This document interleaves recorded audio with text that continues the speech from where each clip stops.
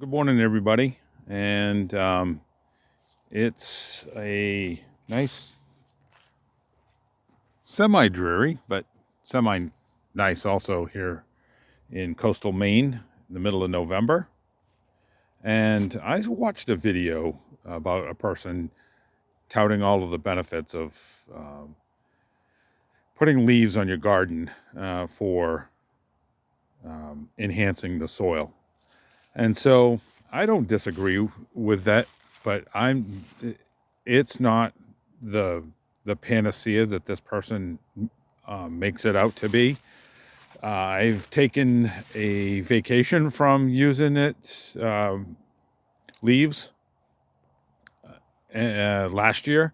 I did not do this. As you can see, I've got a couple of piles working here. I'll compost these, and these are predominantly maple leaves here, and you can see the oak leaves. They don't quite disintegrate as much going through the mower and the shredder. But so this person was talking about spreading this on your raised. He had a raised bed, and you know, you do this kind of stuff, and there's where my oak trees are, right? So that's my lawn, and you're going to pick up weed seeds, okay? Unless you compost it and get the compost pile up to at least 140 plus degrees to kill off any seeds, you're just adding weeds to your lawn. Now, what I've done in the past, once I figured that out, was I would only use it on my perennials, like my grapes. Okay, that's great. No doubt about it. That's a good solution. But the person said, "Well, look how lush a forest is," and he pointed out like the edge of a forest, a woods. And I just want to take you down and show you. I cut these trees down. You can watch the line of pines video. But look at these leaves. And I've mowed some in here. These I have not. You can see the leaves are all matted, fully formed. Gone through here, I've mowed. This is like a road area, so it's kind of was easy to get. But you can see how this looks different here from that. Those leaves are fully formed. I haven't gone in there with a mower. And what I've been doing is mowing out into here. And then what was along the edge of this road, I was vacuuming up and chipping with my chipper vac. And the rest of these, I'm just leaving it. So I've gone as far as like right in there with the mower. And I'm just going to leave that and let it decompose. But this is what I want to show you. All right. So this isn't truly a forest, right? But it is a grove of pine interspersed with some hardwoods. It's about 40 years old. Do you see anything growing here? I know, it's the fall. There's no foliage on the trees. Do you see any small things growing here? No.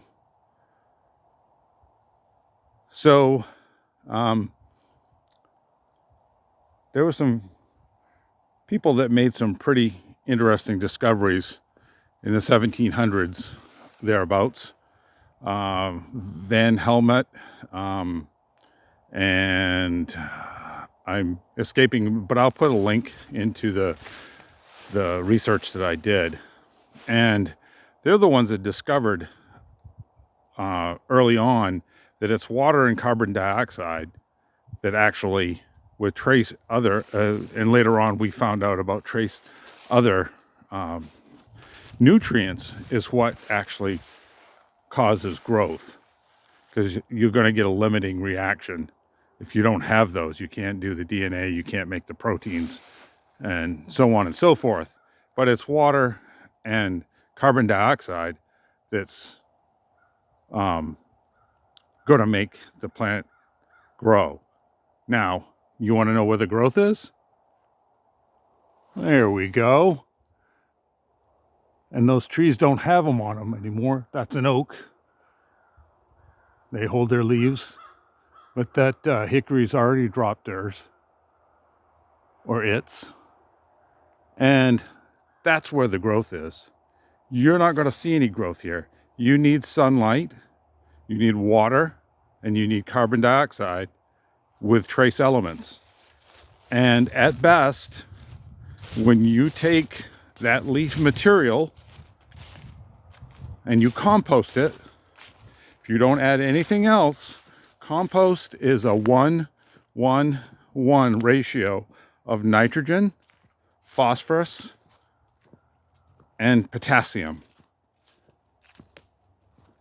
So think about that when the next time somebody touts the benefits of something, and if it doesn't make sense to you, go do a little research. I learned that stuff about those early physicians and chemists, prepping myself to go to nursing school.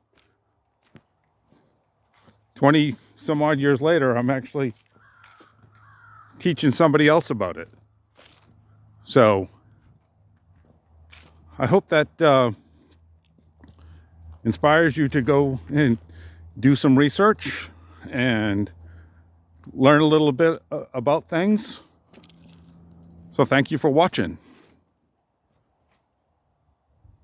Please consider liking and subscribing to the channel.